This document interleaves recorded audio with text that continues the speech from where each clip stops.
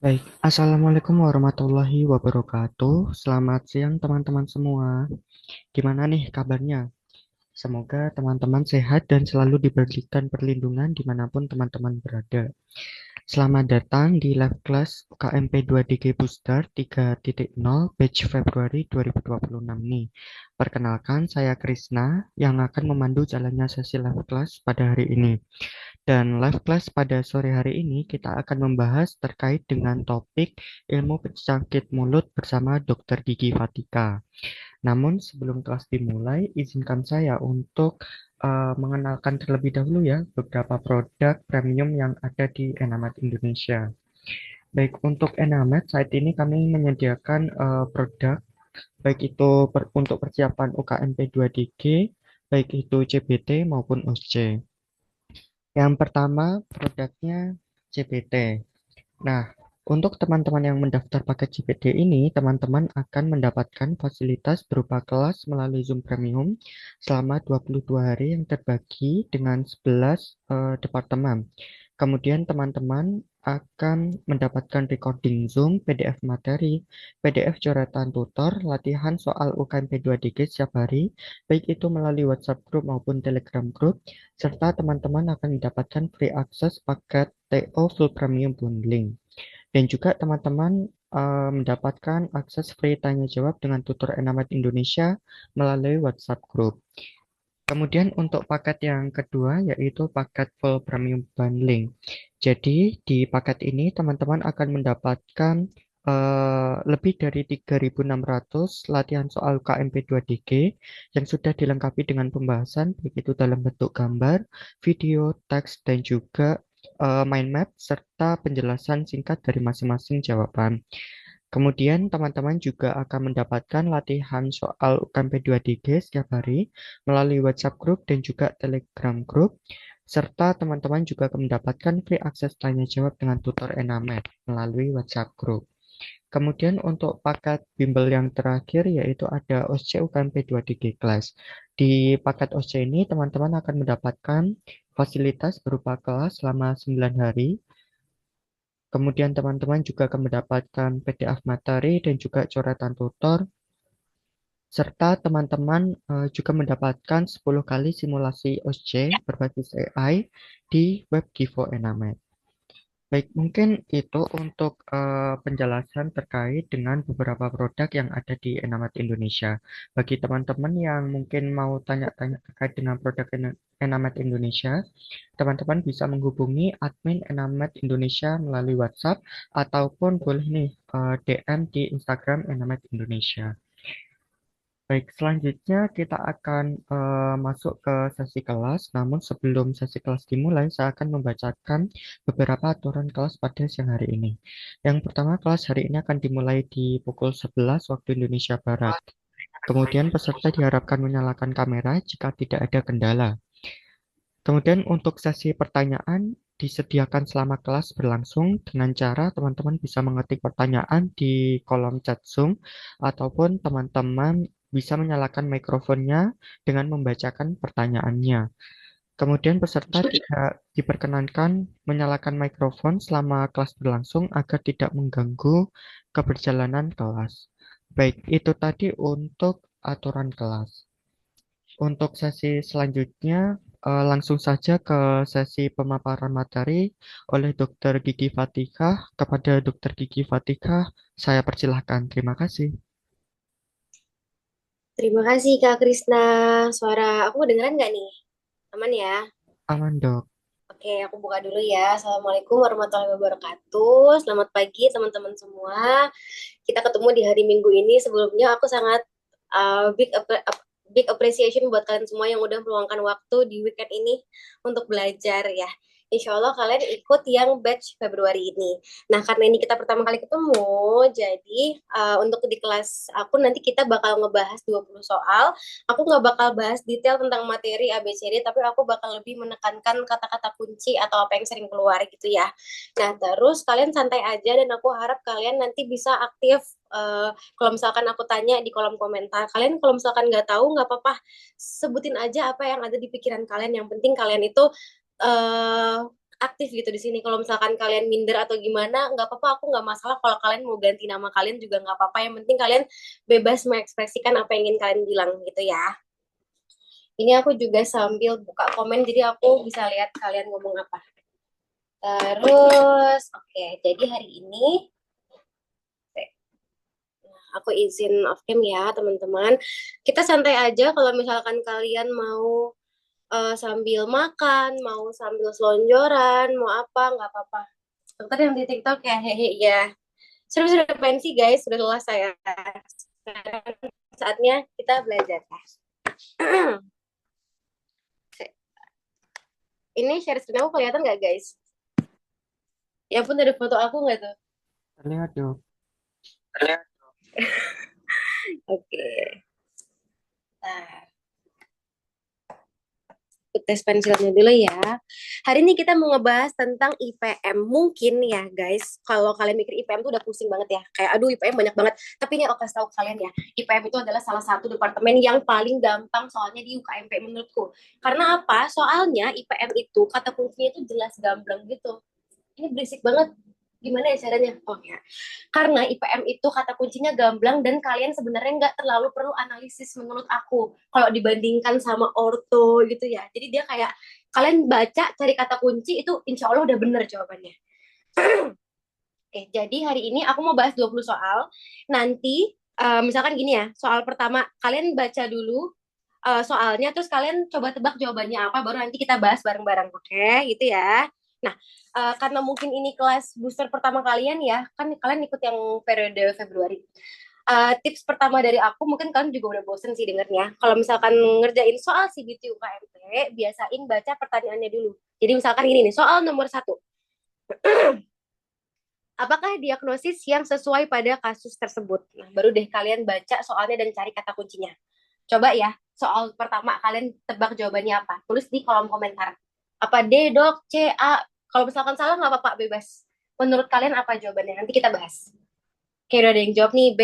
Oke, oke, oke. Oh, beda-beda nih jawabannya nih. Oke, seru banget nih. Seru banget nih kalau jawabannya beda-beda, guys. Kita bahas ya. Tening, tening. Apakah diagnosis yang sesuai pada kasus tersebut? Pasien perempuan berusia 25 tahun datang ke RSCM dengan keluhan terdapat banyak sariawan di mulut sejak 2 hari yang lalu setelah mengalami demam. Oke, demam. Demam ini gejala apa teman-teman? Gejala prodromal artinya? Prodromal artinya dia infeksi virus. Sip, benar. Cakep. Berarti di pilihan jawaban kita eliminasi yang bukan infeksi virus. Herpes zoster virus, Herpangina virus, HMFD virus, RIH virus, Stomatitis aphthous recurrent, enggak, bukan ya, bukan virus ya. Ini SARS, berarti bukan. Berarti pilihannya antara A, B, C, atau D. Kita cari lagi kata kuncinya. Beberapa bulan lalu pasien pernah mengalami hal yang sama. Nih kata kunci lagi ya. Berarti dia infeksi primer atau sekunder teman-teman? Infeksi sekunder. Oke. Sudah pernah ada gejala sebelumnya ya. Kita cari di pilihan jawaban yang infeksi sekunder. Herpes zoster infeksi sekunder. Oke, herpangina bukan ya, primer HMFD bukan. Recurrent intraoral herpes iya. Berarti jawabannya pilihannya kalau enggak A atau D. Ya. Kita cari lagi kata kuncinya. Pemeriksaan intraoral tampak ulcer multiple diameter 1 sampai 2 mm pada palatum lidah bilateral, palpasi sakit. Oke. Jawabannya yang benar adalah yang D.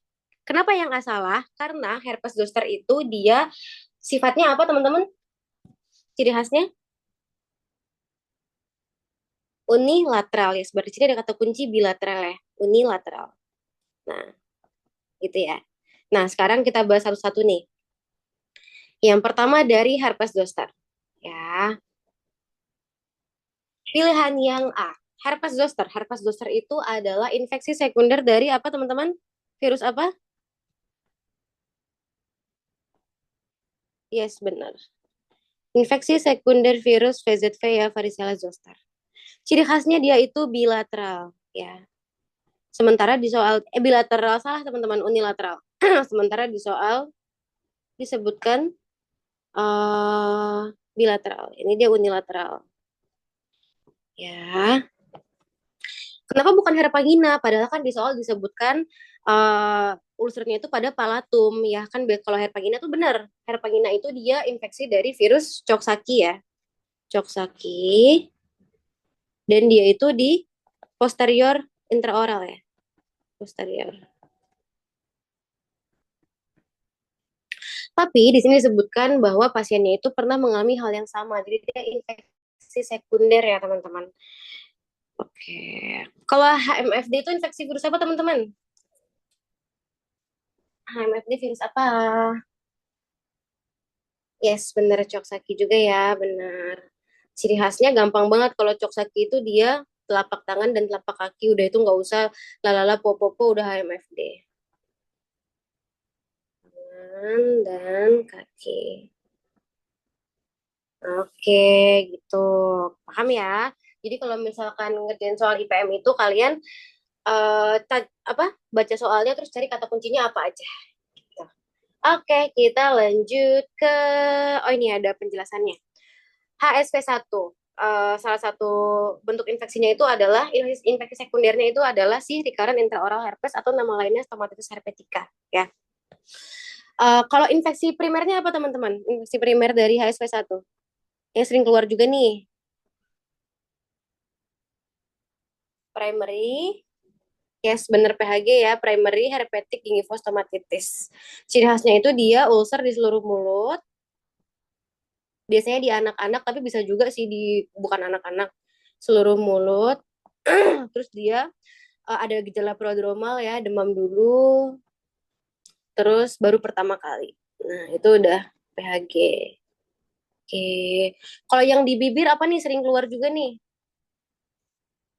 Infeksi HSV1 yang di bibir. Herpes labialis ya, herpes labialis, yes bener herpes labialis atau recurrent herpes labialis. Ya, itu di bibir. Ini sering banget keluar di OSCE ya teman-teman, si herpes labialis. Ciri khasnya itu dia apa vesikelnya itu bergerombol ya, bergerombol di antara vermilion dan dermis biasanya. Jadi misalkan nih bibir nih, mana ya? Misalkan nih bibir kayak gini. Set. Biasanya itu dia vesikelnya tuh di tengah di antara sini, nah dan dia bergelombol. Terus dia membentuk krusta kekuningan, biasanya gitu. Terus kalau yang di jari biasanya di dokter. Dokter yang kalau di soal nanti disebutinnya sarung tangan dokter robek. Herpet, yes bener, herpetic gitu. Ini udah pada pinter kalian. Gampang kan IPM? Mudah bukan? Bukan. Oke, lanjut ya. Soal nomor 2. Apakah reaksi yang terjadi pada pasien tersebut? Dia ngebahas tentang reaksi hipersensitivitas nih. Oh ini lumayan nih soalnya. Ada yang jawab D. D, oke D semua nih. Kayaknya udah pada tahu ya. Aku mau tanya dong, diagnosisnya apa menurut kalian dari soal ini? Menurut kalian diagnosisnya apa? Beda-beda nih. Oke, kita bahas ya. Pasien laki-laki 40 tahun KRSGM dengan keluhan nyeri pada pipi kiri sejak 3 bulan yang lalu. Intraoral didapatkan gigi 36 ada crown PFM. Udah sejak 2 tahun yang lalu, udah lama ya. Pada mukosa bukal regio tersebut ya, di mukosa bukal regio tersebut terlihat ulcerasi dengan tepi kemerahan disertai dengan garis putih memanjang menyerupai jaring. Yang jaring, jala ya. Aduh sorry guys lagi sakit tenggorokan. Pokoknya kalau disebutin lesinya itu menyerupai jaring, menyerupai jala, ya ini mengarahnya ke arah Wickham striae ya. Atau striae, Wickham striae. Paling sering itu jaring atau jala sih. Itu dia berarti mengarahnya pilihannya nih. Kalau bukan benar, kalau bukan lichen planus ya, kalau bukan lichen planus dia lichenoid reaction. Apa nih yang ngebedain mereka berdua ya? Kita lihat di soal. Lesinya itu ya di mukosa bukal regio tersebut. Berarti di regio yang ada crown PFM-nya ini. Berarti lesi ini merupakan suatu bentuk reaksi alergi ya teman-teman. Dari si individu ini terhadap crown PFM yang digunakan sejak 2 tahun yang lalu. Oke, nah kalau misalkan lichen planus yang membedakan dari lichenoid reaction itu adalah kata kuncinya ini, dia bilateral simetris. ya. Lichen planus itu dia bilateral simetris. Nah, di soal ini dia hanya di mukosa bukal regio tersebut aja.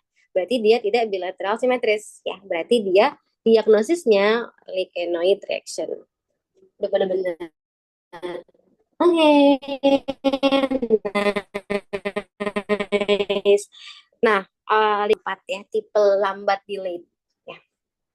Kita bahas satu-satu ya dari reaksi persensitivitas tipe satu. Kalau tipe satu itu dia tipe cepat ya, dia dimediasi oleh IG apa teman-teman? Ada yang menebak?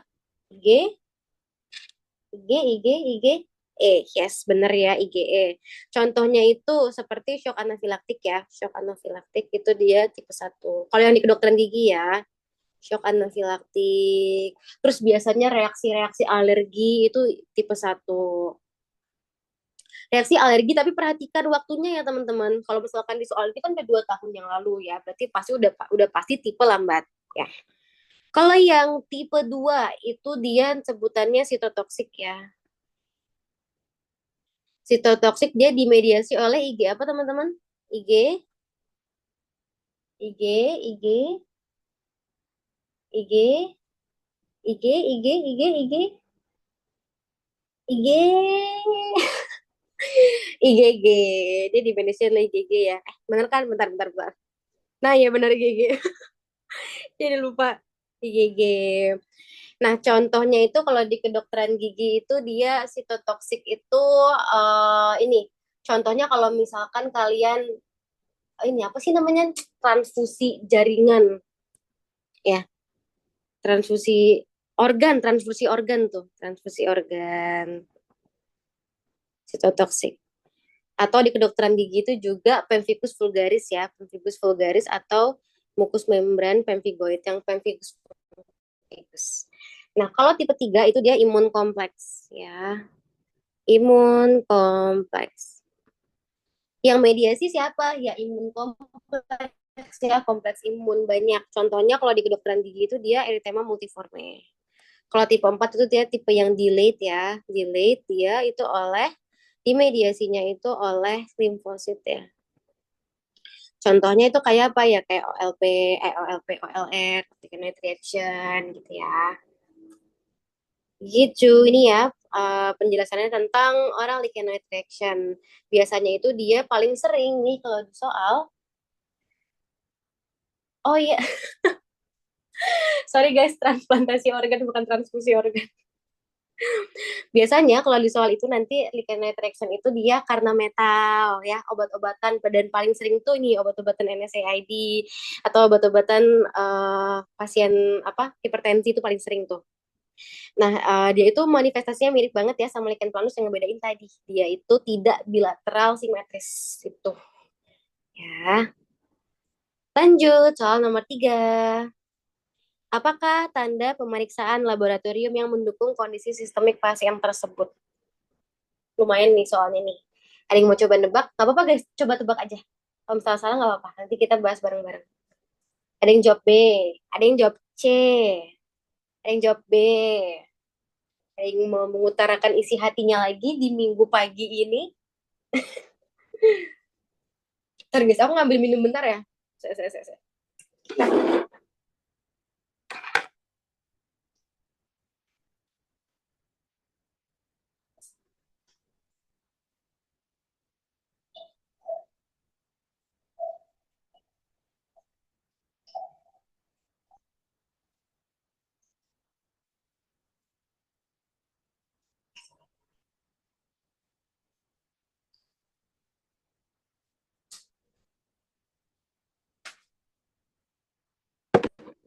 Hai, aku kembali.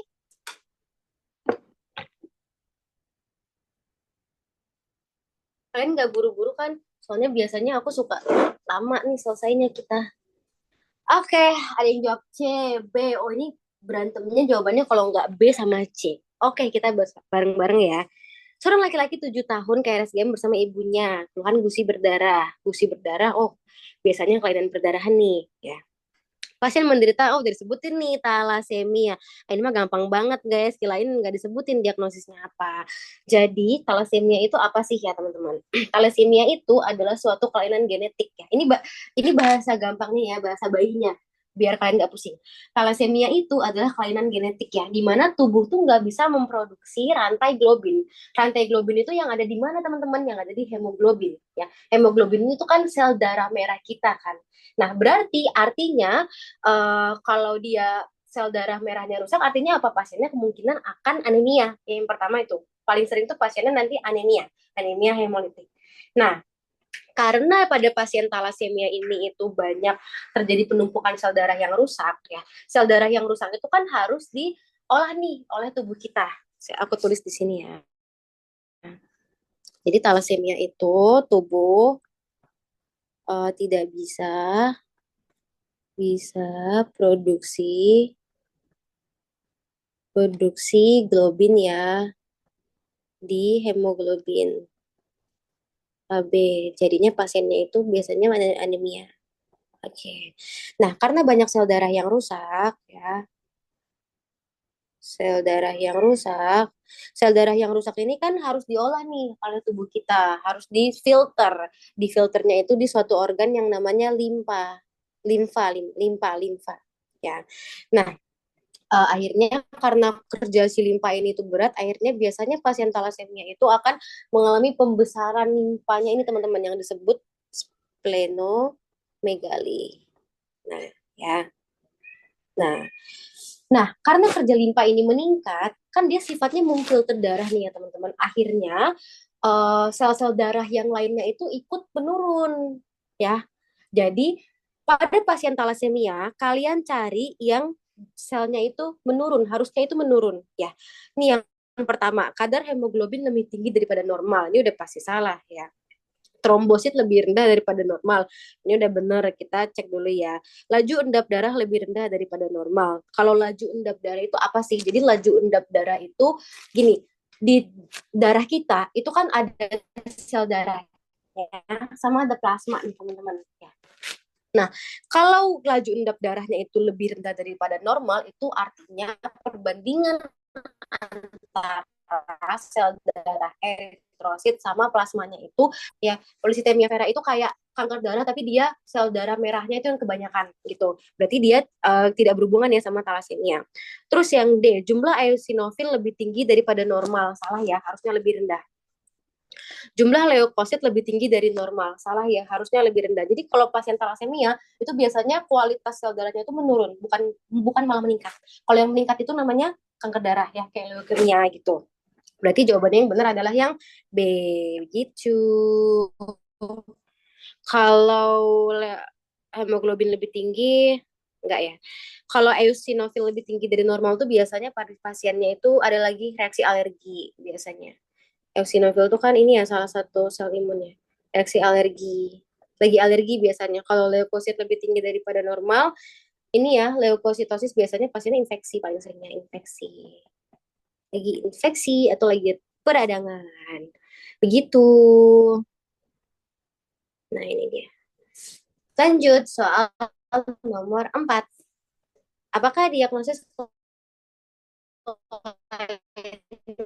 pada mukosa bukal pasien? Teman-teman lagi gampang banget guys, ini soal bonus guys. Gampang banget, gampang banget. Oke. Bener ya jawabannya Morsicatio bucarum. Pasien perempuan 18 tahun ke RSGM untuk membersihkan karang gigi. Diketahui pasien akan menghadapi ujian masuk perguruan tinggi dan sering tanpa sadar mengunyah pipinya. Oke, dia punya kebiasaan mengunyah pipi. Terus dia ini suspeknya dia lagi stres ya guys ya. Seperti kita semua nggak sih? Tapi nggak apa-apa. Tetap happy walaupun stres. Pemeriksaan klinis mukosa bukal bilateral erosi tidak beraturan disertai desquamasi keratotik berwarna putih ya.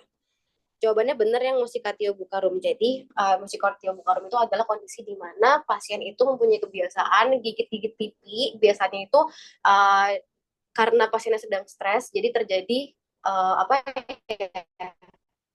inflamasi ya di area di leukoedema itu apa? Kalau leukoedema itu dia ciri khas banget ya, yaitu lapisan putih di bukal, kata kuncinya itu dia hilang jika diregangkan. Nah, ini udah kata kunci tergong dari leukoedema. Hilang jika ditarik, hilang jika diregangkan. Dan dia itu biasanya seringnya di ras Afrika ya teman-teman. Dia terkait dengan ras. Nah, kalau frictional keratosis apa? Kan sama kayak Muscatio bucarum bentuknya. Yang ngebedain adalah kalau frictional keratosis, dia lihat ya di soalnya, dia nggak punya kebiasaan mengunyah pipi. Tapi kalau frictional keratosis itu adalah keadaan hiperkeratotik, bentuknya sama, desquamasi juga, tapi dia terjadi karena uh, apa tuh namanya? Trauma kronis. Jadi ada sumber traumanya ya, karena trauma kronis. Biasanya itu nanti disebutin ada apa paling sering itu bracket yang tajam gitu. Kalau linea alba itu dia peninggian ya, sama dia lesi hiperkeratotik juga, tapi dia peninggiannya itu bilateral berupa garis lurus ya, garis lurus bilateral setinggi oklusal. Tuh. Nah, kalau linea alba itu kan bilateral nih. Kalau yang unilateral apa namanya? Ada yang mau coba tebak nggak? Ini kan dia bilateral ya. Kalau yang unilateral itu dia cheek bite ya teman-teman. Cheek bite. Terus kalau white sponge nevus itu dia apa? Kata kuncinya itu dia lesinya membentuk spons ya. Lesinya lesi putih berbentuk spons dan dia itu nih herediter. Udah nggak usah lalala popopo, itu jawabannya udah pasti white sponge nevus. Dia herediter ya guys ya. Deng, deng, deng. Lanjut nih gampang ya. Soal nomor 5. Apakah penyakit sistemik yang mungkin diderita pasien sesuai kasus tersebut? Ya, apa nih? Apa nih? Udah ada yang jawab nih. Oh, hi baik. Coba banget sih namanya. Oke, pada jawab deh. Mari kita bahas. Pasien laki-laki berusia 45 tahun datang ke RSGM dengan keluhan beberapa gigi depan bawah goyang dan bau mulut. Aduh, udah deh. Gigi goyang ini penyakit apa lagi ya kalau bukan DM ya guys ya, nggak boleh jumawa atau harus baca soalnya. Bau mulut sejak 3 bulan yang terakhir. Berat badan turun sekitar 5 kilo dalam 3 bulan. Pasien selalu merasa lapar dan haus. Intraoral gigi anterior bawah goyang derajat 3. Kebersihan mulut sedang, kalkulus supragingiva bebas karies dan terdeteksi halitosis berbau keton. Oh udah, ini kata kuncinya ya, bau keton ini ya teman-teman. Aku tahu kalian udah tahu jawabannya DM, tapi aku mau ngebahas lebih dalam tentang DM ya teman-teman. Jadi diabetes mellitus itu adalah sebuah kelainan metabolik ya teman-teman. Cita apa tanda kardinalnya itu ada yang tadi ya polifagi. Apalagi poli apalagi poli polifagi poli yes poliuri polidipsi ya. Jadi polifagi itu pasiennya lapar terus tapi BB-nya turun ya. Nih disebutin ya di soal pasiennya itu selalu merasa lapar dan haus terus berat badannya turun. Poliuri pasiennya sering pipis. Polidipsi pasiennya haus ya. Ada ya ketanda kardinalnya di soal ya teman-temannya ya. Merasa lapar, haus, berat badannya turun. Nah, diabetes mellitus ini itu dia didiagnosa kalau kadar HBS apa HBS aku HBS AG HBA satunya itu diagnosanya ya HbA1c-nya itu dia lebih dari 6, astagfirullahaladzim nggak hilang kan? Oh, enggak. 6,5% ya. Nah, tapi kalau misal tanda-tanda lainnya apa? Pemeriksaan lainnya itu ya, ini kan diagnosanya ya. Pemeriksaan lainnya itu GDS-nya di atas 200 ya. Terus gula darah puasanya di atas 126. Terus atau gula darah 2 jam GD2 PP-nya itu di atas 200. Jadi kalau misalkan kalian nih di klinik ada pasien dia punya tanda-tanda ini ya, tanda kardinal diabetes, apa produksi poliuri, polifagi, terus GDS-nya di atas 200, itu berarti sudah perlu kalian rujuk ya ke penyakit dalam untuk mendiagnosis apakah dia beneran diabetes atau enggak gitu. Oke, nah terus apa sih manifestasi oral dari pasien diabetes mellitus ini? Manifestasi oral. Manifestasi oral. Oke, yang pertama, yang paling sering itu adalah halitosis ya, yang khas banget si bau keton. Nih aku mau cerita kenapa sih pasien diabetes itu mulutnya bau keton. Bau keton itu adalah bau busuk teman-teman, kayak bau buah yang sudah membusuk gitu loh guys, buah fermentasi. Jadi pada pasien diabetes ya, pasien diabetes itu kan terjadi kelainan metabolisme ya teman-teman, di mana tubuhnya itu tidak bisa mengolah glukosa. Sementara sel-sel tubuh kita ini itu membutuhkan gula nih teman-teman untuk beraktivitas ya. Ini aku menjelaskan dengan bahasa yang mudah dimengerti aja ya teman-teman, biar kalian kayak paham banget. Nah, akhirnya karena gula-gula ini tuh nggak bisa masuk ke dalam sel darah, akhirnya karena kurang insulin nih kan, glukosanya itu nggak bisa masuk nih ke dalam sel tubuh. Akhirnya selnya kekurangan energi nih. Akhirnya tubuh ini mencari, aduh aku harus mencari energi dari mana ya? Ya udah deh gue ambil dari lemak aja gitu. Akhirnya tubuh ini memecah lemak. Nah, si lemak ini yang menghasilkan keton ya. Keton itu yang si bau itu. Nama prosesnya itu adalah ketoasidosis, teman-teman. Ketoasidosis. Ini yang pertama ya, bau mulut. Terus yang kedua yang paling sering itu adalah periodontitis. Kenapa nih kok bisa pasien DM itu periodontitis? Karena gini, uh, pasien diabetes itu kan kelainan metabolisme. Itu semua badannya itu hancur, teman-teman. Sel darahnya itu sel darah, pembuluh darahnya itu hancur, sarafnya itu hancur. Nah, sementara tubuh kita itu membutuhkan sel darah yang bagus, membutuhkan peredaran darah untuk memperbaiki kerusakan. Makanya itu ketika terjadi infeksi, itu penyembuhan lukanya itu buruk. Makanya akhirnya sel-sel tubuhnya itu banyak yang rusak, termasuk organ-organ yang ada di rongga intraoral. Makanya apa misalkan ada bakteri itu infeksinya semakin cepat nih, semakin cepat merusak jaringan pendukung gigi, makanya terjadi periodontitis, gusinya bengkak, gusinya bengkak, terjadi penurunan tulang alveolar gitu, karena tubuhnya tidak bisa fight infection ya kayak gitu.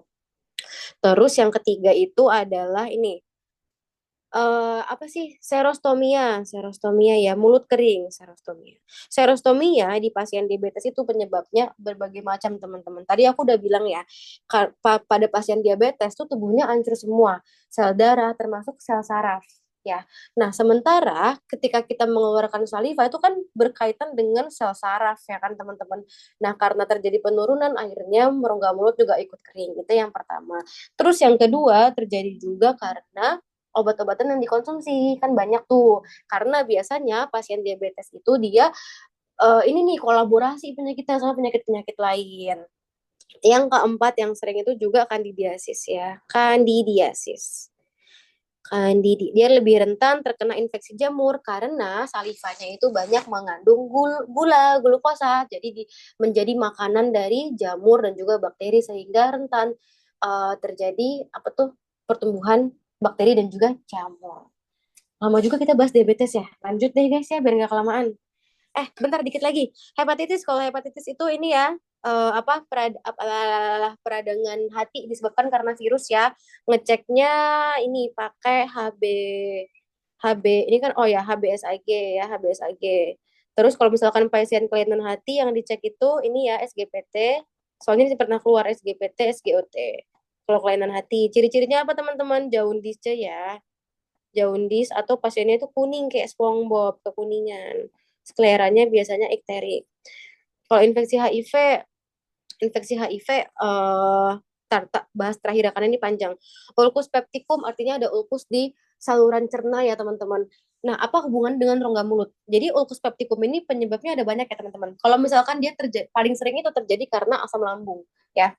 Nah, kalau misalkan pasiennya itu punya GERD itu kan dia pasiennya muntah ya, muntah asam lambung. Nah, itu baru biasanya ada manifestasi oralnya. Biasanya itu ada ulkus di rongga mulut karena asam lambung karena gastritis itu bisa, atau pasien itu biasanya halitosis karena bau dari si asam lambungnya ya. Kalau gagal ginjal kronik itu dia manifestasi di rongga mulutnya juga banyak teman-teman. Karena apa? Karena biasanya pasien gagal ginjal itu dia juga ada penyakit-penyakit lainnya seperti hipertensi ya.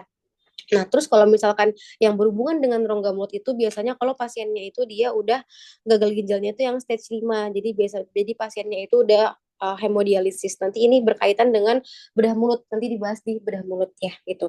Nah, terakhir nih, sumpah nih soal nomor 5 lama banget ya guys kita bahas. Terakhir banget nih, soalnya ini penting, HIV. Infeksi HIV ini sering banget keluar ya di rongga mulut, ada beberapa manifestasi yang sering banget keluar ya. Dia itu yang paling sering itu adalah oral hiri leukoplakia ya, itu dia karena virus EBV ya, infeksi EBV itu. Jadi kayak kalau misalkan ada ini berarti itu kemungkinan besar HIV gitu ya. Terus linear gingival erythema ya, ini ciri khas HIV banget juga. Terus kandidiasis tapi yang oral thrush ya, atau akut pseudomembranous candidiasis ya, yang cirinya itu dia lapisan putih seperti susu bisa dikerok meninggalkan area kemerahan gitu ya. Nah, terus kalau misalkan infeksi HIV itu dia ini ya teman-teman, apa, dia bisa berubah menjadi AIDS kalau si CD4-nya itu di bawah 200. Nah, itu aja sih. Semoga nanti ada soal yang lebih ngebahas tentang HIV ya. Lanjut. Kita udah berapa hari ini bahas diabetes. Oke. Soal nomor 6. Apakah pemeriksaan penunjang yang diperlukan pada kasus tersebut? Tuhan luka di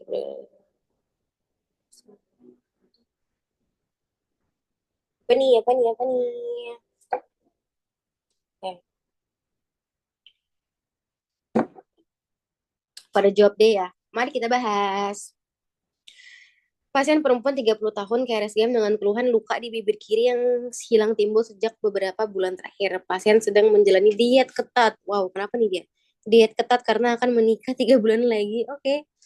Pemeriksaan intraoral konjungtiva pucat, ya ampun. Konjungtiva pucat, visura kemerahan, dan mudah berdarah ya. Kalau misalkan di rongga mulut gusi mudah berdarah, visura kemerahan, itu kemungkinan besar berkaitan dengan kelainan darah ya teman-teman. Kelainan darah, peteki ya, itu biasanya kelainan darah banget tuh. Nah, dari sini suspeknya pasiennya kenapa nih teman-teman? Coba ya. Pasiennya diet ketat, konjungtivanya pucat, suspeknya anemia. Yes, benar. You guys are absolutely right. Berarti kalau misalkan kita suspek kelainan darah, kita ceknya darah perifer lengkap. Bener banget. Gampang ya teman-teman ya. Sip. Lanjut ya. Ini gampang kok soalnya. Lanjut, nomor 7. Apakah etiologi pada kasus tersebut? Oke, etiologi dan jawabannya pada ngebahas tentang virus. Langsung mikir virus apa nih? 8 tahun. Oke, ada yang dijawab. Oke, lanjut ya. 8 tahun diantar ibunya ke RSGM. Keluhan sakit kepala, demam, tegang, nyeri, dan terjadi pembengkakan pada daerah pipi sampai leher. Pembengkakan daerah pipi sampai leher. Pemeriksaan ekstraoral, bengkak pada pipi, depan telinga merah. Wow. Berarti apa nih virus yang menyebabkan bengkak di depan pipi? Di depan pipi dan telinga, gampang. Diagnosisnya apa dulu nih teman-teman? Diagnosisnya apa dulu? Diagnosisnya MAMS. Oke, nama lainnya ada yang tahu? Atau nama lainnya? Yes, benar, parotitis epidemika. Ada lagi nama lainnya, ada yang tahu nggak? Satu lagi, dapat TV nih kalau tahu. Epidemika. Satu lagi, apa? Ada yang tahu nggak? Satu lagi. Satu lagi. Depannya V. V, bla bla bla bla bla S, bla bla bla bla bla. Yes, benar. Dapat TV. Aduh, Bahlil, nggak jadi bercanda TV-nya ya. Kirain nggak ada yang tahu, guys. Viral, sialah, denitis. Benar. Nggak apa-apa lah, seenggaknya kamu apa, berhenti jadi menteri, jadi pinter kan. Nah, oke, jadi MAMS atau parotitis epidemika ini dia benar ya disebabkan karena si paramyxovirus ya teman-teman. Nah, kita ngebahas tentang sialadenitis ya teman-teman. Sialadenitis itu ada dua ya teman-teman. Klebsiella denitis. Dia sama-sama peradangan di ini ya, kelenjar parotis. Dia ada yang viral seperti yang di soal ini atau yang bakterial. Bakterial. Kalau yang viral ya berarti ada gejala prodromal ya, ada gejala prodromal. Terus ciri-cirinya sama banget, bengkak di depan telinga. Pokoknya daerah kelenjar parotis, bengkak pipi depan telinga. Nah, yang membedakan adalah kalau yang disebabkan karena bakteri, ada yang tahu nggak? Kalau infeksi bakteri biasanya nanti ada apa tuh di situ? Yes, benar ada pus ya. Ada nanah. Kalau di viral dia tidak ada pus ya karena bukan dari bakteri. Nah, kalau yang bakteri nih penyebabnya apa nih? Nama bakterinya apa nih? Ada yang tahu nggak?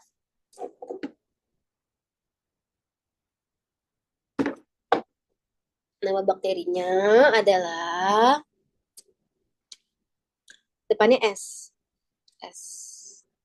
Bla bla bla bla S bla bla bla bla A bla bla bla bla. Sering kok ini keluar di gigi, guys. Aku kasih clue lagi deh. ST, ST. Yes, benar. Staphylococcus aureus. Aureus. Nah, oke. Udah sih itu aja. Kalau Epstein-Barr virus, apa guys manifestasinya? Dia bikin infeksi apa? Tadi udah aku bahas.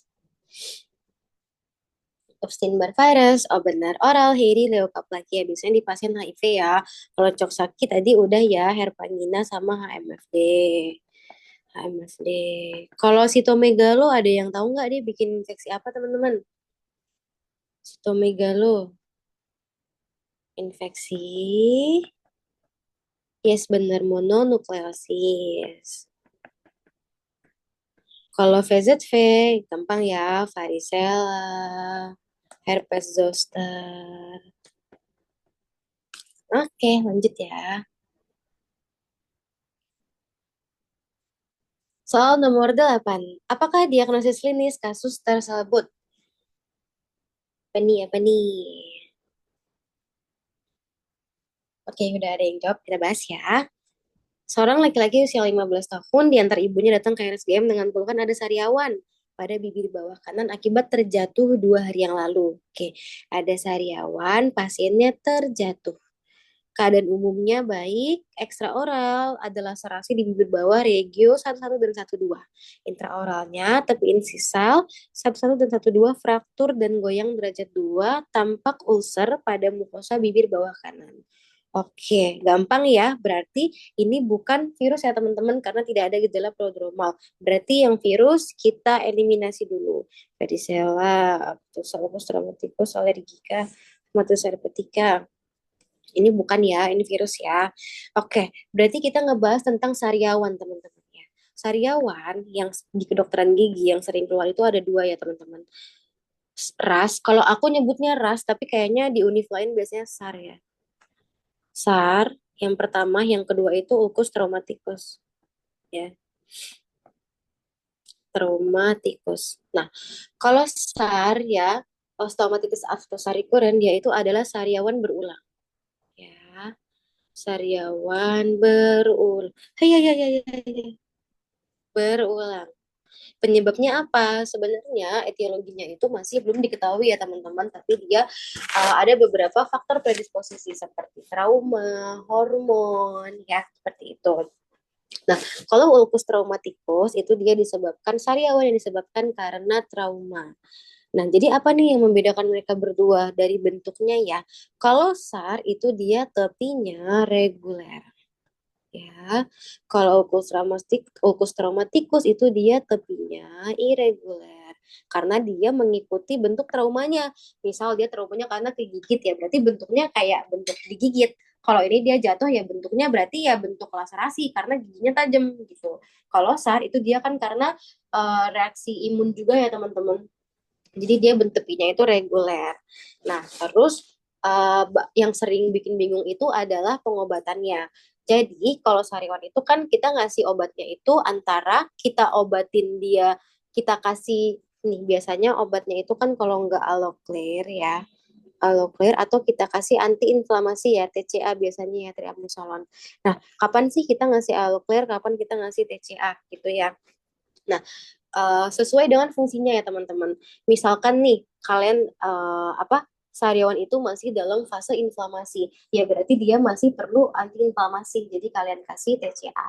Tapi kalau misalkan apa uh, lesinya itu sudah biasanya kan ulkus itu kan akan sembuh ini ya, apa tuh namanya 7 sampai 14 hari. Kalau misalkan dia sudah tidak terlalu kemerahan, sudah tidak biasanya itu pasiennya tidak mengeluhkan terlalu nyeri, kalian cukup kasih aloe aja untuk mempercepat penyembuhan terutama kalau di ulkus traumatikus. Karena ada di beberapa yang bilang kalau trauma dikasih aloe karena untuk memberi lapisan dan melindungi ya. Sebenarnya enggak juga, tergantung dari keadaan sariawannya dong. Kalau misalkan dia masih inflamasi, berarti kan dia butuh anti-inflamasi gitu ya teman-teman. Cara gampangnya, misalkan nanti di OC keluar mau ngasih apa, mau ngasih obat apa, perhatikan berapa lama sariawannya udah ada di situ. Kalau misalkan baru 3 hari ya itu pasti masih butuh banget antiinflamasi. Tapi kalau udah 7 hari, 10 hari, udah kasih aloker aja. Oke, oke, berarti ini jawabannya ini ya, bener ya, ulkus traumaticus. Lanjut. Ini soal nomor 9. Apakah agen infeksi yang menjadi penyebab paling tepat pada kelainan tersebut? Virus. Oke, ini pada ngebahas virus nih, teman-teman.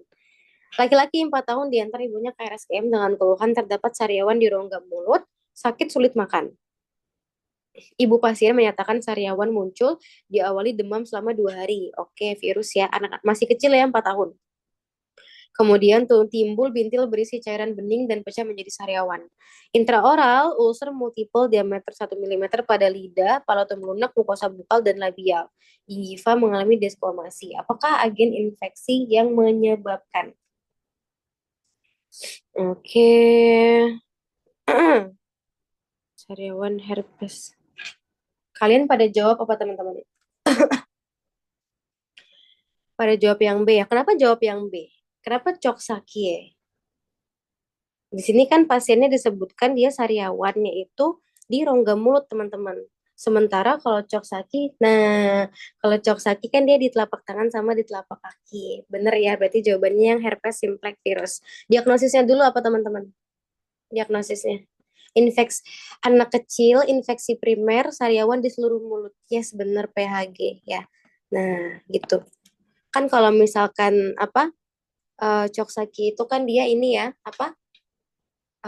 Herpangina atau HMFD. Sementara di sini kalaupun Herpangina nih, tapi kan dia tidak hanya di ini ya, posterior rongga mulut. Memang disebutkan palatum lunak, mungkin kejebaknya di situ ya teman-teman. Tapi dia ada di mukosa bukal sama ada di labial. Ya, gitu ya. Oke, lanjut. Kita soal nomor 10.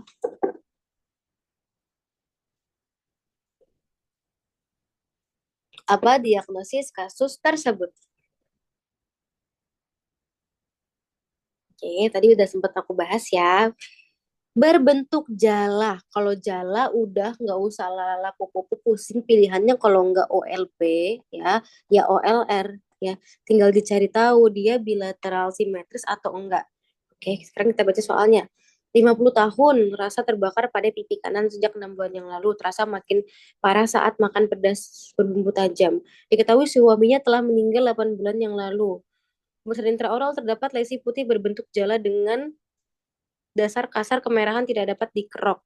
Berarti apa diagnosisnya? Nah, terus ini juga nih teman-teman. Kalau misalkan lichen planus itu biasanya di soal nanti dia itu paling sering disebabkannya itu karena stres, ya.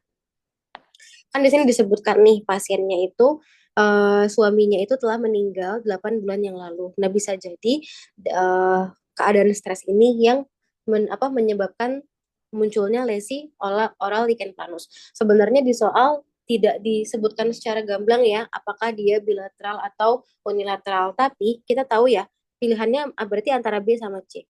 Kalau lichen night reaction itu pasiennya itu karena reaksi alergi ya teman-teman. Sementara di soal tidak disebutkan ya ada alergen ya teman-teman.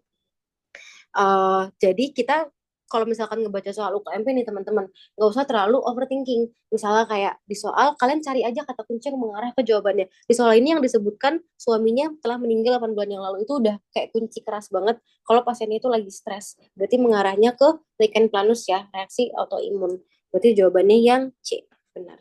Oke, kalau trust ini mungkin yang dimaksud oral trust ya teman-teman, itu ini ya, apa, nama lain dari akut pseudomembranous candidiasis ya, infeksi jamur. Kalau leukoplakia itu lesi putih yang tidak dapat dikerok ya.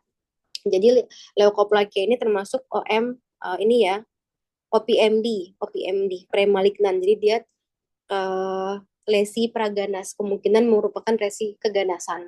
Nah, jadi semua lesi putih yang tidak dapat dikerok dan tidak dapat diidentifikasikan sebagai lesi lainnya itu namanya leukoplakia. Ya, kalau eritroplakia sama, cuma dia lesinya warna merah, nggak bisa dikerok. Gitu ya. Lanjut, apakah kondisi sistemik pasien berdasarkan diagram tersebut? Ya ampun, ini diagramnya agak nggak kelihatan ya teman-teman. Ini itu hours. Ini blood glucose, ya, ya, gula darah. Ini hours. Jawabannya adalah gampang nih. C. Oke, pada jawab C ya. Pasiennya itu seorang dokter gigi membaca artikel. Saat interview, dokter gigi menemukan tentang manifestasi kandidiasis, penyakit periodontal, dan serostomia dari suatu penyakit sistemik. Nah, tadi udah kita bahas ya guys. Kandidiasis, periodontitis, serostomia. Suspeknya apa nih pasiennya teman-teman? Suspeknya DM ya teman-teman. Gampang ya. Berarti walaupun gambarnya agak nggak jelas ya, berarti udah jelas ya jawabannya yang hiperglikemia. Benar ya. Jadi ini kan yang normal nih. Ini yang normal. Ini yang si pasiennya ya, normalnya kan kayak gini di sini. Mana sih? Nih, tapi pasiennya di sini ya. Sangat tinggi. Gula dalam darahnya meningkat. Nah, oke. Lanjut ya. Apakah diagnosis kasus tersebut?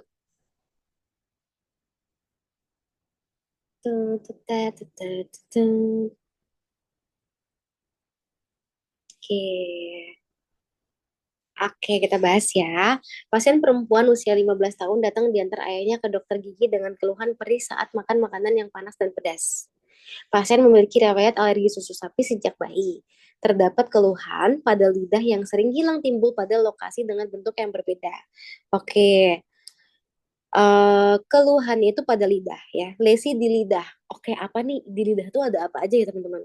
Sering hilang timbul dan lokasinya itu bentuknya berbeda. Lokasi ini berarti beda-beda lokasi dan bentuk.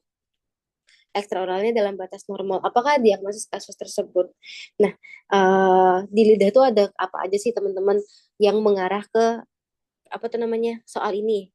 Nah, kan disebut ini pasiennya itu keluhan perih saat makan makanan yang panas dan pedas. Ini berarti mengarahnya ke apa teman-teman?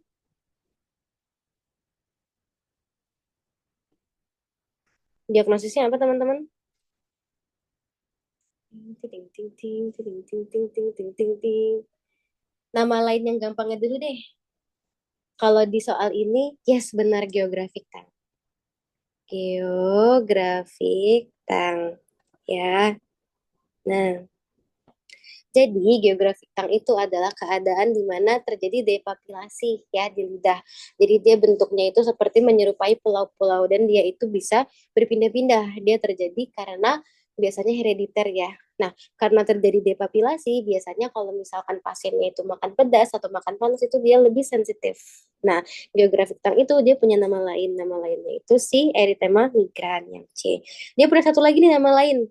Apa lagi nih teman-teman? Satu lagi. Ding ding ding ding ding. Depannya B. Kita nanti keluar lagi nih nama lainnya yang lain. Mm-mm. Betul, benign migratory glossitis. Betul sekali. Betul ya. Bedanya apa kalau sama kotetang? Kalau kotetang itu adalah kondisi di mana lidahnya itu ditutupi oleh lapisan debris, berarti dia lesinya bukan lesi ya, ya bener lesi sih. Dia berwarna putih ya, putih bisa dikerok ya, bisa dikerok. Kalau misalkan kotetang, terus biasanya dari pasiennya nggak ada keluhan ya, cuma dia menyebabkan bau mulut. Kalau oral candidiasis ada banyak ya teman-teman. Dok, kalau stomatitis areata migrans yang mana? Sama kok, stomatitis areata migrans itu nama lainnya geographic tongue. Cuma biasanya kalau stomatitis itu dia nggak fokus di lidah. Jadi kalau stomatitis areata migrans itu dia yang ada di mukosa selain lidah. Gitu. Gitu. Tapi bentuk lesinya sama. Sama kayak geographic tongue atau benign migratory glossitis atau erythema migrans. Cuma dia sebutan diagnosis untuk geographic tongue yang bukan di lidah gitu loh, bahasa gampangnya. Gitu. Lanjut ya, kalau oral candidiasis itu dia infeksi bakteri ya teman-teman. Infeksi bakteri ini ada banyak ya macamnya. Terus kalau fissure tongue itu dia celah ya pada lidah, gampang ya. Celah pada lidah dia berupa variasi normal. Kalau median rhomboid glossitis itu dia ciri khasnya dia ada di tengah-tengah ya, di tengah-tengah di midline lidah ya teman-teman. Terus dia itu biasanya berkaitan erat dengan infeksi candida. Nah dulu, zaman dulu median rhomboid glossitis ini itu disebutkan terjadi karena kegagalan fusi dari tuberculum impar ya, tuberculum impar. Tapi sekarang ini sudah tidak digunakan teorinya teman-teman karena sudah karena seiring berjalannya ini ya perkembangan teknologi ternyata lebih sering dia tuh berkaitan dengan infeksi candida. Tapi siapa tahu keluar nih si tuberculum impar, kalian cukup tahu aja. Berarti di mukosa labial palatum gitu ya dok, pokoknya saya ada yes, benar sekali. Betul. Lanjut ya. Soal nomor 13. Makasih dok, sama-sama. Nomor 13. Apakah penyebab perubahan dorsum lidah pada kasus tersebut?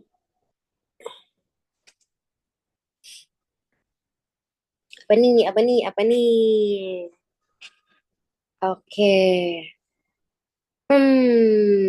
Kita bahas ya soalnya ya.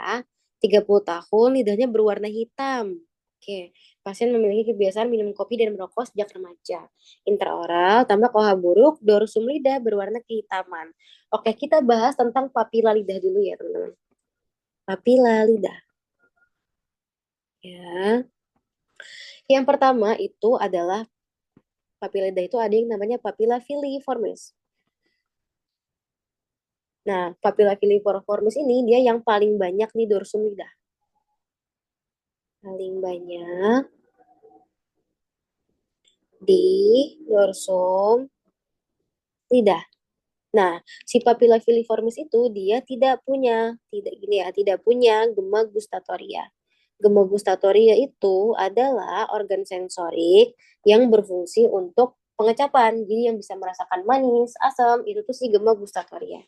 Nah, terus si papilla filiformis ini itu dia yang paling sering mengalami perubahan. Maksudnya gimana nih, guys? Contohnya kayak mengalami pemanjangan, berubah warna. Pokoknya dia yang sering berubah-ubah itu si papilla filiformis. Oke, karena dia juga jumlahnya paling banyak. Nah, yang kedua, papilla fungiformis. Kalau papilla fungiformis itu dia papila yang mengandung gema gustatoria. Berarti kalau misalkan pasiennya mengalami kelainan pengecapan, yang ditanya organ sensori apa yang mengalami kerusakan? Jawabannya apa tuh guys?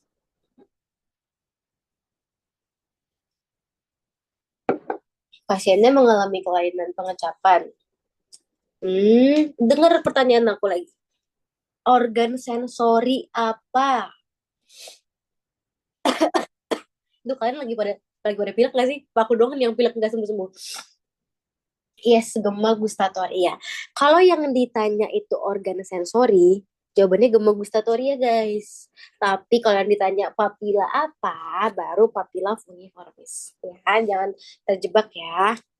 Selanjutnya ada papila foliata. Papila foliata itu dia yang ada di lateral lidah. ya. Lateral lidah. Papila foliata ini dia juga sering termasuk ke dalam variasi normal ya. Kadang dia mengalami pemanjangan. Terus yang terakhir itu ada papila circumvallata. Dia yang khas ya di posterior lidah. Posterior lidah bentuknya itu huruf V. Kita balik lagi nih ke soal. Di sini dibilang lidahnya berubah warna kehitaman di bagian dorsum lidah. Ya. Tadi yang aku bilang yang sering mengalami perubahan itu kalau bukan filiformis, ya filiformis itu yang di dorsum lidah, foliata itu yang di lateral lidah. Berarti jawabannya yang hipertrofi papila filiformis. Benar ya, yang B jawabannya. Begitu. Nah, lanjut. Soal nomor 14. Dikit lagi kelar nih guys. Apakah medikasi yang dapat diberikan pada kasus tersebut?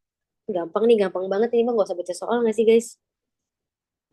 56 tahun, sariawan langit-langit mulut, luka-luka pada wajah sebelah kanan yang terasa sangat sakit. Diagnosisnya apa teman-teman? DX-nya, diagnosisnya apa nih? Diagnosisnya palatum sebelah kanan, sebelah kanan, sebelah kanan. Herpes zoster, bener ya. Herpes zoster. Oke, bener ya dikasih acyclovir. Eh, selain dari herpes zoster, infeksi sekunder dari VZV, apalagi teman-teman yang mengenai sistem saraf. Jadi virus varicella zoster itu dia akan uh, berdiam di ganglion saraf trigeminal teman-teman. Sehingga biasanya pasiennya itu sering mengalami apa tuh namanya kelainan saraf ya sebagai bentuk dari karena virusnya itu dorman di apa tadi ganglion saraf trigeminal ya sebenarnya postherpetic neuralgia PHN bener ya kayaknya ada di sini deh teman-teman. Nah nih dia itu melekat secara dorman di ganglion saraf trigeminal itu ya namanya PHN postherpetic neuralgia. Tata laksananya apa? Dikasih asiklovir ya 800 mg. Kadang suka bingung kan sama dosis asiklovir ini gimana sih? Kalau aku ngafalinnya, kalau varicella zoster itu dosisnya 800 mg. Kalau herpes 400 udah. Aku aku tipikal yang kayak ngikutin prinsip itu aja gitu. Pokoknya kalau misalkan infeksinya varicella 800, kalau misalkan herpes 400, sama 5 kali sehari selama 7 hari gitu. Terus yang namanya, misalkan nanti keluar di soal OSCE ya guys, kalian ingat, yang namanya infeksi virus itu dia sifatnya sebenarnya self-limiting disease. Jadi kalian wajib banget edukasi pasiennya untuk di TKTP ya, mana aku tambahin di sini ya infeksi virus diet TKTP. TKTP itu tinggi kalori dan tinggi protein sama kalian wajib kasih multivitamin ya apa weh jam berapa jam 2 kan ntar lanjut ya soal nomor 15. Nervus cranialis keberapakah yang terganggu pada kasus di atas apa nih ting ting nih nih nih nih ada yang udah jawab. Oke, kita bahas ini seru nih soalnya. Seorang pasien laki-laki 35 tahun datang ke RSGM mengeluh sulit merasakan manis pada setiap makanan. Anamnesis diketahui luka pada ujung lidah sejak 3 bulan yang lalu dan belum diobati.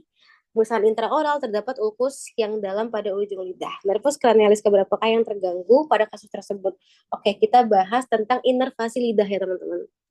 Ini kalian udah harus hafal mati ya, karena gampang banget ngafalinnya dan ini sering banget keluar. Inervasi lidah itu dibagi jadi dua teman-teman, 2/3 anterior ya, sama 1/3 posterior. Oke, nah yang 2/3 anterior ini ada jembatan keledainya, itu 5 sensasi, 7 rasa.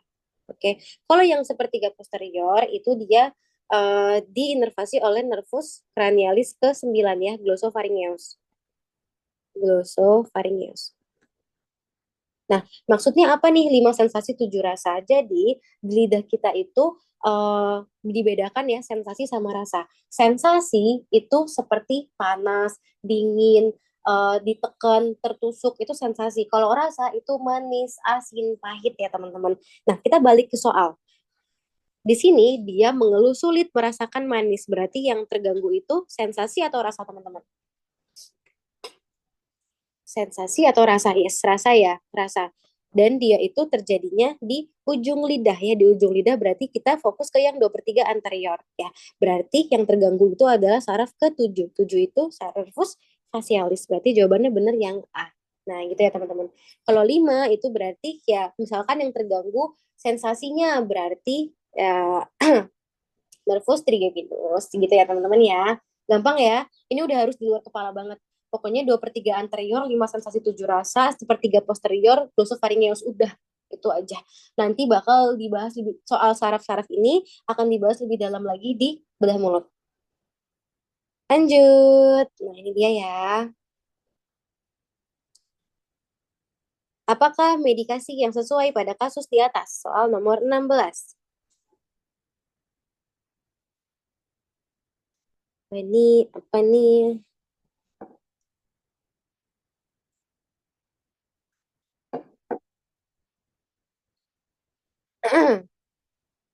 Ada yang mau tebak jawabannya?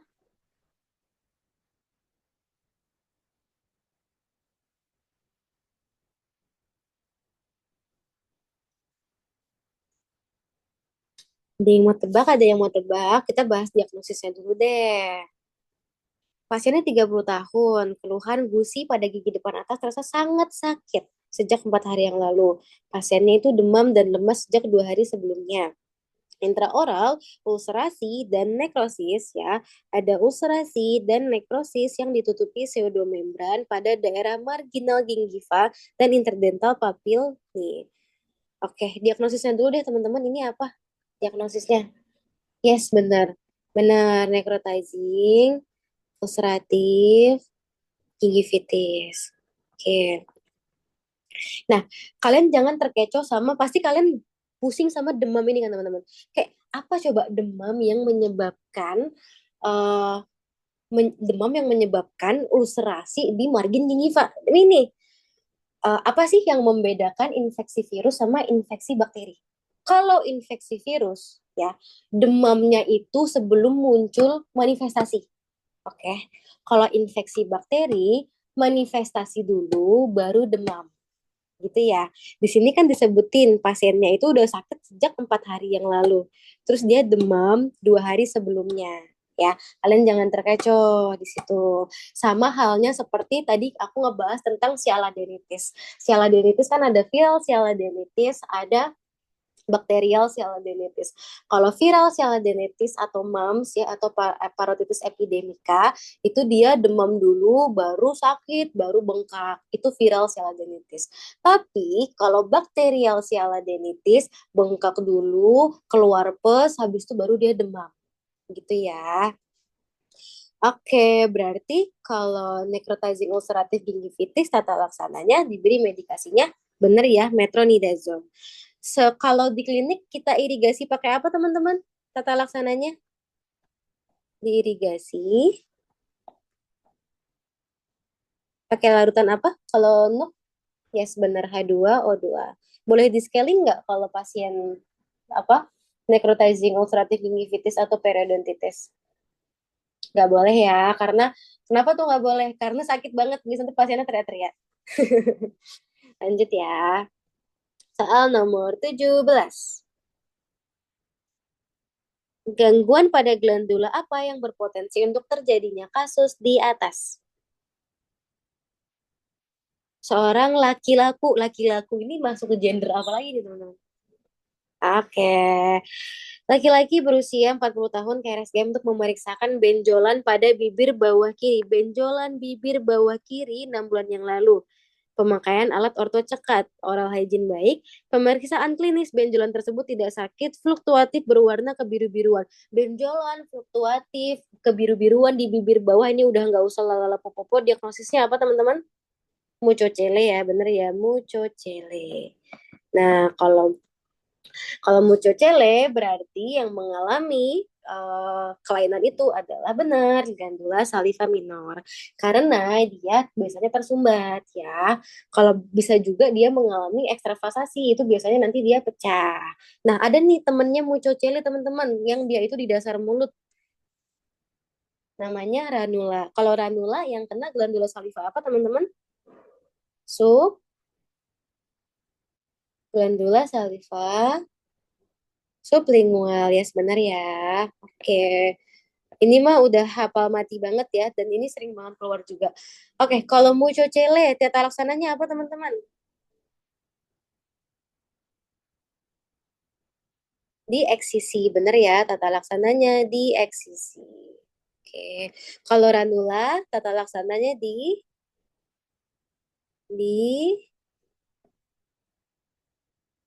marsupialisasi, bener ya. Nah, terus ada lagi nih teman-teman, ranula yang dia itu sudah melibatkan ekstraoral. Namanya apa tuh? Pelanging ranula, bener ya, pelanging ranula. Nah, kalau peranging granula itu dia ciri khasnya ada pembengkakan di bawah leher ya teman-teman. Nah, kalau pelanging granula itu tata laksananya udah bukan di marsupialisasi tapi di eksisi seluruh kelenjar salivanya ya. Gitu. Lanjut ya, nomor 18. Dikit lagi nih selesai. Apakah terapi yang sesuai untuk kelainan pasien?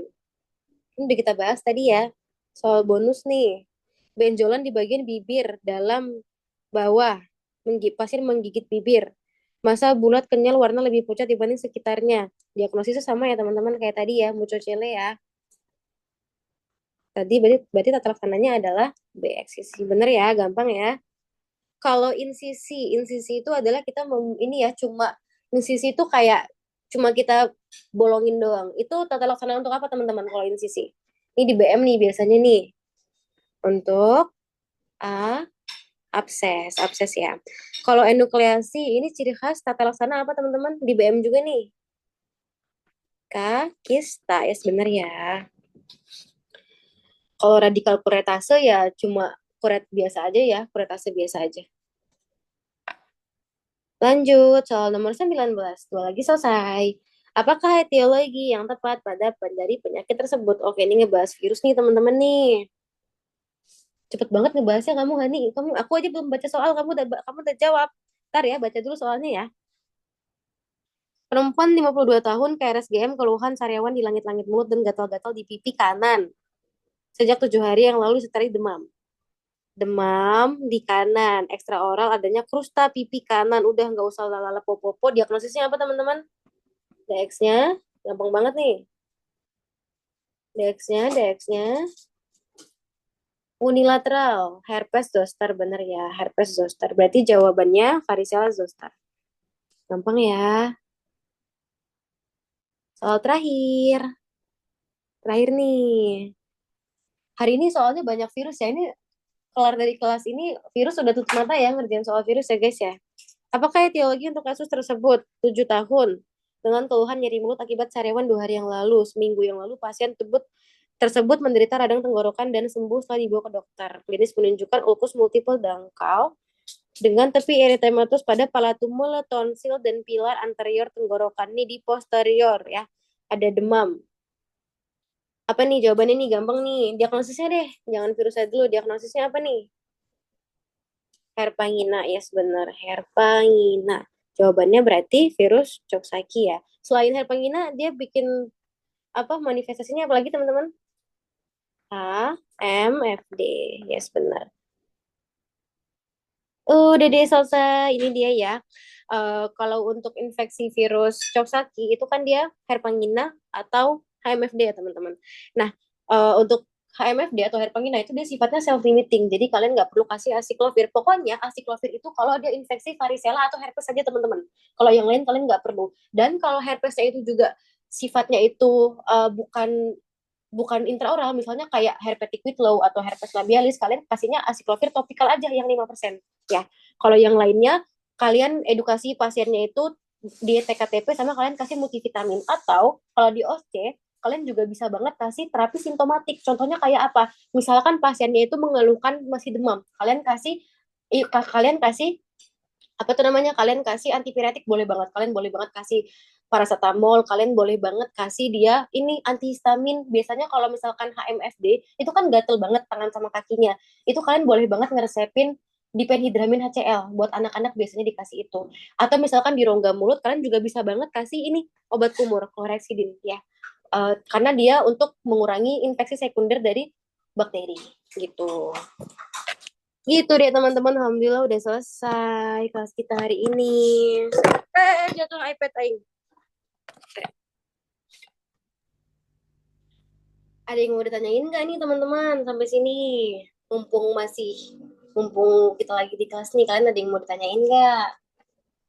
Dok mau tanya perbedaan Morsicatio bucarum sama Chick biting itu apa ya? Makasih dok. Oke, jadi kalau Morsicatio bucarum itu dia bentuk lesinya ada desquamasi ya. Kalau misalkan Chick bite itu dia bentuknya mirip banget sama linea alba, tapi dia tidak bilateral. Gitu ya. Dok mau tanya di sumber lain bilang untuk sistemiknya recurrent intraoral herpes dikasih recurrent intraoral herpes. Oke. Acyclovir 400 mg 3 kali per hari, tapi dietamaid itu 400 mg 5 kali sehari karena katanya karena recurrent. Bentar, bentar, bentar, bentar. Dok mau tanya di sumber lain bilang untuk sistemiknya RIH dikasih acyclovir 400 mg 3 kali per hari. Tapi di Enamed itu 400 mg 5 kali per hari karena katanya recurrent harus ditingkatkan dosisnya dari pagi. Yang betul yang mana dok? Kalau selama ini aku selalu meresepkan acyclovir 5 kali sehari teman-teman. Aku nggak pernah ngeresepin 3 kali sehari. Gitu. Tapi gini, uh, kalau misalkan nanti di soal CBT, menurut aku better kalian ikutin yang sesuai textbook aja. Tapi kalau misalkan nanti di OSC, kalau misalkan di kampus kalian, dosen kalian itu memakai teori yang beda ya dari yang di Enamed, kalian ikutin yang di kampus kalian aja. Itu ya. Oke, oke, oke. Soalnya setahu aku sih acyclovir tuh 5 kali sehari, 7 hari gitu. Gitu, gitu, gitu. Dok, tadi medikasi TCA itu apa ya yang antiinflamasi untuk lupus? Ini loh teman-teman, triamcinolone acetonide. Kan itu singkatannya TCA. Kenalog, itu isi bahan aktifnya kenalog. Kenalog, guys. Oke. Hmm, aku mau ngasih tahu kalian life hack nulis. Astagfirullah mukain.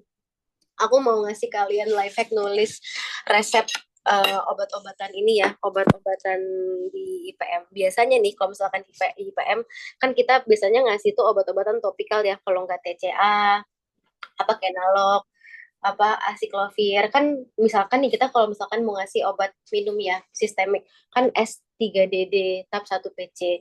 Nah, kalau misalkan kalian pusing ya, kan banyak ya, S, banyak banget tuh, apa sih namanya, yang penulisan obat bawahnya. Kalau misalkan topikal di rongga mulut, biasanya aku tulisnya gini aja teman-teman. As lit or. Nah, nah, ini artinya oleskan di rongga mulut. Udah, ini tuh kayak nggak, kalian nggak mungkin salah kalau nulis ini guys. Karena beda-beda kan. Misalkan kalian mau kasih apa mau kasih asiklovir, mau kasih TCA, mau kasih koreksi yang dikompres, kalian tulis as lit or aja nih udah bener. Karena ini maksudnya oleskan di rongga mulut, udah benar, daripada kalian ngafalin gargle apa segala macam bla bla bla bla. Kalau aku dulu patokannya gitu, misalkan aku mau nulis R triamcinolone acetonide berapa 0,1% berapa gram, nomor nomor 1 FL nomor 1 S-lit ordah gitu, semuanya aku sama ratain kayak gitu. Itu life hack dari aku. Ada yang mau ditanya lagi? Kalau nggak ada lagi aku balikin ke Kak Krisna. Terima kasih Dokter Diki Fatika atas penyampaian materi pada siang hari ini dan juga saya ucapkan terima kasih kepada teman-teman yang antusias untuk bertanya dan juga menjawab. Mungkin dari teman-teman yang lain, apakah ada pertanyaan kembali?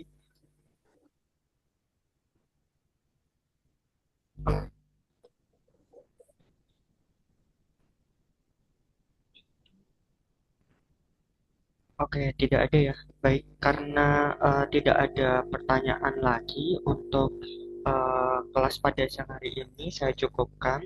Alhamdulillah kita sudah sampai di penghujung acara dari live kelas UKAP kedua di Booster 3.0 batch Februari 2026 pada siang hari ini. Terima kasih banyak kepada Dr. Gigi Patika yang telah menyampaikan materi yang sangat bermanfaat, serta saya ucapkan terima kasih kepada teman-teman yang sudah antusias untuk mengikuti kelas pada siang hari ini. Semoga ilmu yang kita dapatkan pada siang hari ini dapat bermanfaat bagi kita semua. Amin. Dan jangan lupa ya teman-teman untuk terus semangat belajar serta memanfaatkan fasilitas dari Enamat Indonesia agar persiapan UKMP 2 teman-teman lancar. Baik, karena sesi kelas pada siang hari ini sudah selesai, saya ucapkan terima kasih. Wassalamualaikum warahmatullahi wabarakatuh. Selamat siang. Dadah, semangat guys. Terima kasih sama-sama.